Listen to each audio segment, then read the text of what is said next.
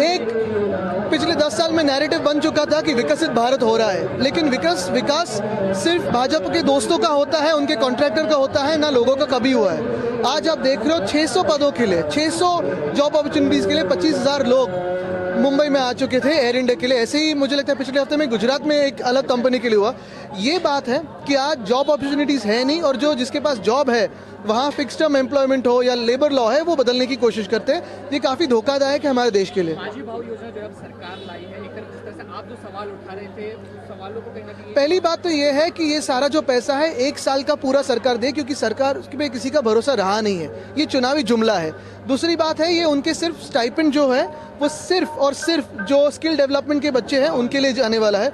तीसरी बात यही होगी कि आज अगर आपने देखा होगा सबसे अहम चीज़ है कि आशा वर्कर्स है, आंगनवाड़ी सेविका है, उनको भी दे। ओल्ड पेंशन वर्कर्स है, उनकी बात करें।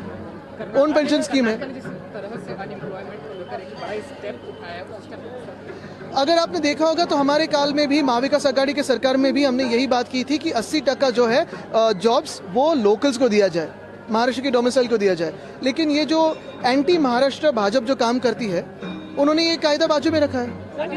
टेररिस्ट अटैक जो है कश्मीर में हो गए हैं, बहुत की बात बीजेपी करती है, लेकिन अब जो 5 जवान हमने खो दिए, मुझे लगता है ये 6वां या 7वां अटैक है पिछले 2 महीनों में का। ये 4 जून के बाद जो नई सरकार बैठी हुई उसके बाद भी, उसके पहले भी हमने सुना था कि नोटबंदी के बाद आतंकवाद बिल्कुल मिटने वाला है। कहाँ मिटा है?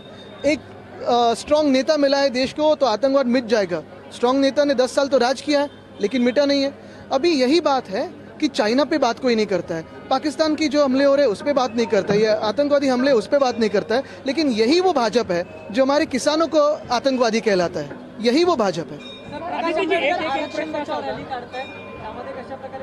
नाही, आता आपल्याकडून ऐकलं, थोडं माहिती घेऊ द्या। आदित्यजी, एक प्रश्न असा होता की विधान परिषदेची जी निवडणूक झाली याबाबत जयंत पाटलांनी देखील एक खंत व्यक्त केली आणि शरद पवार यांनी देखील खंत व्यक्त केली की शिवसेनेची नक्कीच आम्हाला पण आवडलं असतं की जयंत पाटीलजी हे जिंकावं, आणि महाविकास आघाडीचं तसं कॅल्क्युलेशन होतं, पण आपल्याला माहिती आहे की 2 सीट जिंकलेल्या आहेत आणि लवकरच विधानसभेत महाविकास आघाडीचा विजय होईल। आदित्यजी, चला। न्यूज नेशन अब व्हाट्सएप पर खबरों के ताजा अपडेट के लिए न्यूज नेशन के इस QR कोड को स्कैन करें।